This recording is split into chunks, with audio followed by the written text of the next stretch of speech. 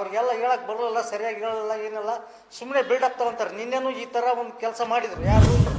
ಯಾಕಂದ್ರೆ ಈಗಿನ ನಮ್ಮ ಅಮರ ಸಂಘದ ಅಧ್ಯಕ್ಷ ಇಲ್ಲೇ ಇದ್ದಾನ, ಯಾರಿಗೂ ಲೆಟರ್ ಕೊಟ್ಟಿಲ್ಲ. ಯಾರು ಕೇಳಿಲ್ಲಪ್ಪ, ಯಾರನ್ನು ಹೋಗಿ ಅವ್ರನ್ನ ಯಾರನ್ನು ಮಾಡಿ ಅಂತಂದಿರಿ? ಯಾರು ನೀವು ಯಾರು ಮಾಡ್ಯಾರ ಕೇಳ್ರಿ, ಯಾರು ಮಾಡ್ಯಾರ ಕೇಳ್ರಿ. ಯಾರು ಹೋಗಿ ಅವ್ರನ್ನ ಕೇಳಿಲ್ಲ. ನಾವು ಸುಮ್ಮನೆ ಬಿಲ್ಡಪ್ ತಗೊಬೇಕು. ತಾವು ಯಾವುದು ಇಂಥವು ನಕಲಿ ಹೋರಾಟ ಮಾಡಿ ತೋರ್ಸಕ್ಕ ಅದನ್ನು ತಗೊಂಡು ನಮ್ಮ ಲೆಟ್ರೇಟ್ ಅಲ್ಲಿ ಇರೋದ್ರಿಂದ ಇವ್ರು ಎಲ್ಲೇ ಹೋಗಿರ್ತಾರೆ, ಯಾರೋ ಒಬ್ರು ತಗೊಂಡು ಹೋಗಿ ಅವ್ರು ಬೇರೆ ಕಾರಣಕ್ಕೆ ಬೆಂಗಳೂರಿಗೆ ಹೋದಾಗ ಅವ್ರನ್ನ ಬಯಸ್ಕೊಂಡು ನಾವು ಹೋಗಿ ಮಾಡಿವಿ ಅಂತವ್ರು. ಓದ್ಗಳು ಇವ್ರು ಹೇಳಿದ್ರು ಮಾಡಿಲ್ಲ. ಅದು ಯಾವಾಗ ಆಗ್ಬೇಕು ಅದು ಆಗ್ಯದ. 24ನೇ ತಾರೀಕಿಗೆ ಅದಕ್ಕೆ ಏನು ಕಾರಣ ಇತ್ತು ಅದು ಆಯಿತು, ಬಂದೀವಿ. ಇವ್ರು ಬೇರೆ ಬಿಲ್ಡಪ್ ತಗೊಂತ ಇಂಥ ಕೆಟ್ಟ ಹೆಸರುಗಳನ್ನ ನಾವು ಯಾರೋ ಹುಟ್ಟಿದ್ದಕ್ಕೆ ಇನ್ನೊಬ್ಬರು ಹೆಸರು ಹೇಳ್ತಾರಂತಂದ್ರೆ ಇದು ಹಾಸ್ಯಾಸ್ಪದ ವಿಚಾರ. ಈ ಥರ ಹೇಳೋದು ನಾವೆಲ್ಲ ಖಂಡಿಸ್ತೀವಿ. ನಮ್ಮ ಸಂಘಟನೆಯಿಂದ ಇನ್ನೊಬ್ಬರು ಮಾಡಿದ ಕೆಲಸಕ್ಕೆ ನಾವು ಆಗ್ತೀವಿ ಅಂತ ಬೋರ್ಡ್ ಹಾಕೊಂಡು ತಿರುಗಾಡೋದು ಚಲೋ ಅಲ್ಲ, ಇದು ಶೋಭೆ ಅಲ್ಲ ಹೋರಾಟಗಾರರಿಗೆ. ಇಂಥ ನಕಲಿ ಹೋರಾಟಗಾರರನ್ನ ಸಾರ್ವಜನಿಕರು ಖಂಡಿಸಬೇಕು. ಆಮೇಲೆ ಇವರು ಪದೇ ಪದೇ ಅಧಿಕಾರಿಗಳ ಟಾರ್ಗೆಟ್ ಮಾಡಿ ಅಭಿವೃದ್ಧಿ ಕೆಲಸಗಳಿಗೆ ಕುಂಠಿತಪಡಿಸ್ತಾರೆಂಬುದು ಸಹ ಸಾರ್ವಜನಿಕ ವಲಯದಲ್ಲಿ ಭಾಳ ಜನ ಹೇಳ್ತಾರೆ ನಮಗೆ. ಅದು ಬಿಟ್ಟು ಇವರು ಬೇರೆ ಮಾಡಿದವ್ರ ಹೆಸರಿಗೆ ನಾವು ಮಾಡಿವಿ ಅಂತ 73 ಅವ್ರಿಗೆಲ್ಲ ಗೊತ್ತಿಲ್ಲ, ಅದು ಹೇಳ್ತಾರೆ. ಇಲ್ಲಿ ಮಾಡಿರೋ ವರ್ಷಗಳಿಂದ ಹೋರಾಟ ಇದು. ಒಂದೇ ದಿವಸ 8 ದಿವಸಕ್ಕೆ ಬಂದು ಮಾಡಿದ್ರೆ ಆಗಿಲ್ಲ. ಇದು 8 ದಿವಸಕ್ಕೆ ಹೋಗೋಣ ಇವ್ರಿಗೆ ಲೆಟರ್ ಕೊಟ್ಟುಗಳೇ ಆಗೋದು ಸಾಧ್ಯವೇ ಇಲ್ಲ. ಅದು ಕೆಲಸ 8 ದಿವಸ 23 ವರ್ಷಗಳಾಗಲಾರ್ದಂಥ ಕೆಲಸ 8 ದಿವಸದಲ್ಲಿ ಇವ್ರಿಗೆ ಹೇಳ್ದುಗಳಾಗತ್ತಾ?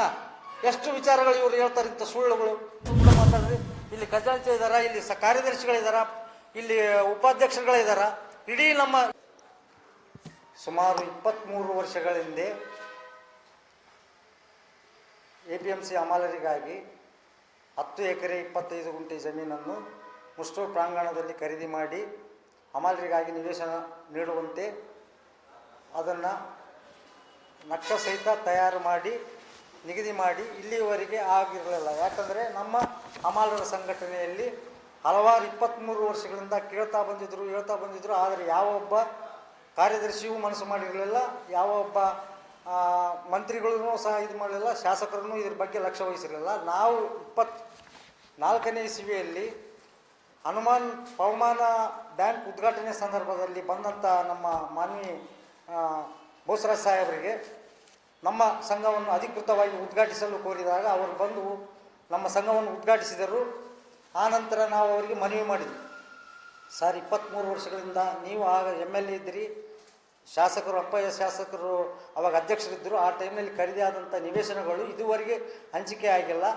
ಸುಮಾರು ಹಲವಾರು ಜನ ನಮ್ಮ ಹಮಾಲರು ತೀರಿ ಹೋಗಿದ್ದಾರೆ, ಅವರಿಗಾಗಿ ನಿವೇಶನ ನೀಡಿರಿ ಅಂತಂತ ನಾವು ಅವತ್ತು ಒತ್ತಾಯ ಮಾಡಿದ ನಂತರ ಅಲ್ಲಿದ್ದ 1 ವರ್ಷದ ಒಳಗೆ ನಿರಂತರವಾಗಿ ಶಾಸಕರು, ಸಚಿವರು, MP, ಲೋಕಸಭಾ ಸದಸ್ಯರು ಮತ್ತು ಜಿಲ್ಲಾಧಿಕಾರಿಗಳು ಮತ್ತು ರಾಜ್ಯ ನಿರ್ದೇಶಕರು ಮತ್ತು ಉಪನಿರ್ದೇಶಕರು ಇವರೆಲ್ಲರನ್ನು ನಿರಂತರವಾಗಿ 1.5 ವರ್ಷಗಳ ನಂತರ ನಾವು ನಿರಂತರವಾಗಿ ಭೇಟಿಯಾಗಿ ನಮ್ಮ ಎಲ್ಲ ಈ ಹಮಾಲರೇನಿದ್ದಾರೆ ಇಲ್ಲೆಲ್ಲರೂ ಅಧ್ಯಕ್ಷರು ಮತ್ತು ಕಾರ್ಯದರ್ಶಿಗಳು ಮತ್ತು ಖಜಾಂಚಿಗಳು ಇವರೆಲ್ಲರೂ ಸಹಿತ ಬೆಂಗಳೂರಿಗೆ ಹೋಗಿ ವಿಧಾನಸೌಧದಲ್ಲಿ ಮತ್ತು ನಮ್ಮ ಸಚಿವರಾದ ಬೋಸರಾಜ್ ಸಾಹೇಬರ ಮನೆಗೆ ಹೋಗಿ ಅವರಿಗೆ ನಾವು ಗಾರ್ಲ್ಯಾಂಡ್ ಮಾಡಿ ಮನವಿ ಪತ್ರ ಮಾಡಿ ಈ ರೀತಿ ಹಿಂಗೆ ಬಂದಿದ್ದೀವಿ ಸರ್ ಅಂತಂದ್ರೆ, ಯಾಕೆ ಬಂದಿರಪ್ಪ ಇಲ್ಲಿಗೆ ಅಂತ ಅವತ್ತು ಸೆಷನ್ ನಡ್ತಿತ್ತು. ಆ ಸೆಷನ್ನಲ್ಲಿ ನಾವು ಮತ್ತೆ ನಮ್ಮೆಲ್ಲ ಹಮಾಲರಿಗೆ ಟಿಕೆಟ್ ಕೊಟ್ಟು ನೋಡೋಕೆ ಅಲ್ಲಿ ಅವಕಾಶ ಮಾಡಿಕೊಟ್ರು, ಪರ್ಮಿಷನ್ಗೆ. ಅಲ್ಲೆಲ್ಲ ನೋಡಿ ಖುಷಿಪಟ್ಟು ನಂತರ ಹೋಗ್ರಿ ನಾವೆಲ್ಲ ಮಾಡಿಕೊಟ್ಟು ಅಂದರು. ತದನಂತರ ಮತ್ತೆ 3 ತಿಂಗಳು ಇತ್ತು.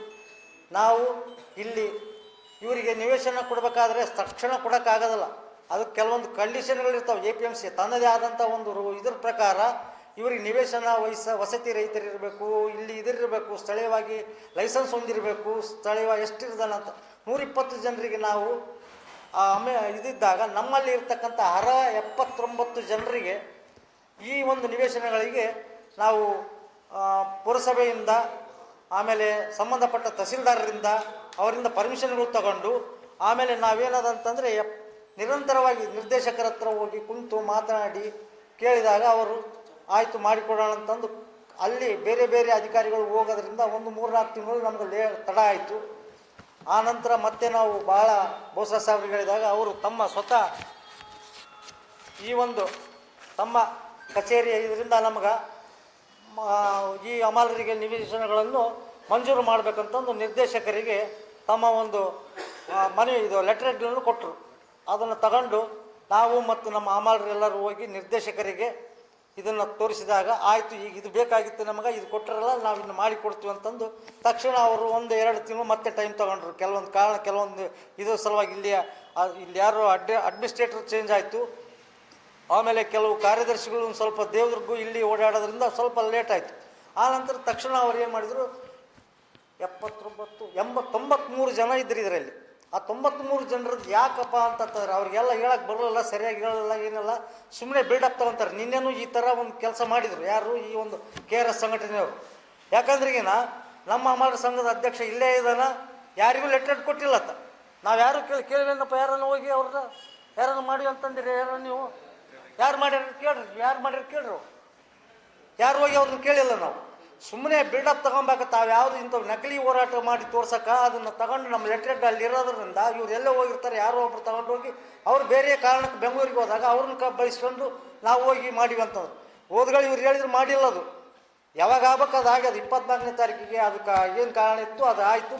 ಮತ್ತೆ ನಾವು ಬೋಸರಾಜ್ ಸಾಗರದಲ್ಲಿ ಹೋಗಿ ಸರ್ ಕಾರಣ ಲೇಟ್ ಆಗುತ್ತಂದಾಗ ಮತ್ತೊಮ್ಮೆ ಅವ್ರು ಫೋನ್ ಮಾಡಿ ಇಲ್ಲಿದ್ದಾನೆ ಫೋನ್ ಮಾಡಿದ್ರು, ಏನಪ್ಪ ಇಲ್ಲಿದ್ದಾನೆ ಫೋನ್ ಮಾಡಿದ್ರು, ಯಾಕೆ ಲೇಟ್ ಆಗ್ತದೆ ಕೇಳಿದಾಗ ತಕ್ಷಣವೇ ಅವರು ರಾಯಚೂರಿಗೆ ಬಂದಿದ್ದರು ನಿರ್ದೇಶಕರು.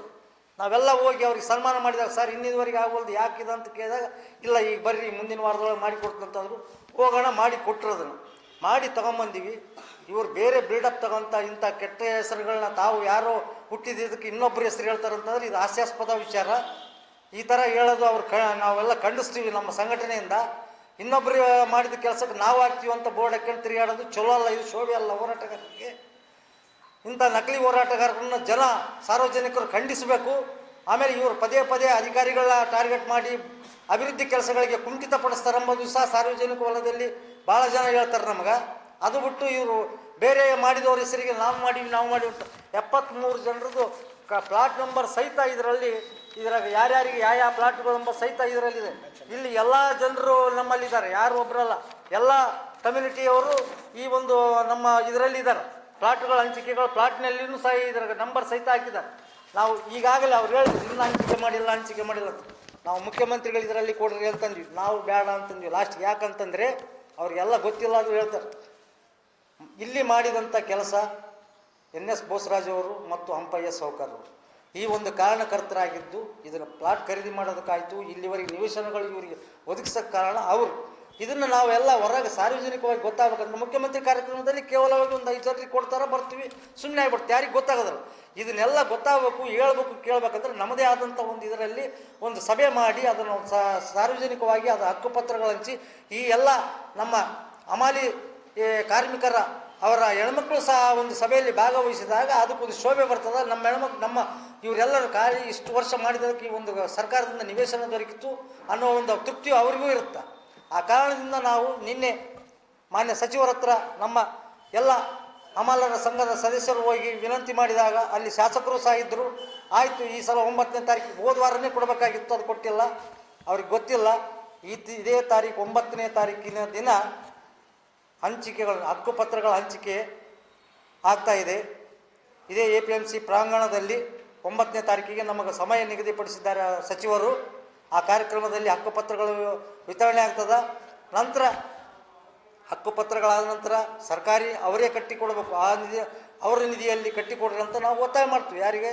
ಮಾನ್ಯ ಸಚಿವರಿಗೆ. ತಮ್ಮ ಒಂದು MLC ಕೋಟಾದಲ್ಲಿ ಆಯಿತು, ಶಾಸಕರ ನಿಧಿಯಲ್ಲಿ ಆಯಿತು, ಅಥವಾ ಕಲ್ಯಾಣ ಕರ್ನಾಟಕ ಯಾವುದೇ ಇದರಲ್ಲಿ ನಮ್ಮ ವಸತಿಗಳನ್ನು ಈ 1 ವರ್ಷದ ಒಳಗಾಗಿ ಕಟ್ಟಿಕೊಡೋಕೆ ನಾವು ಅವರಲ್ಲಿ ಮತ್ತೊಮ್ಮೆ ಅದನ್ನು ಸಹ ಅವತ್ತೇ ಒತ್ತಾಯ ಮಾಡ್ತೀವಿ.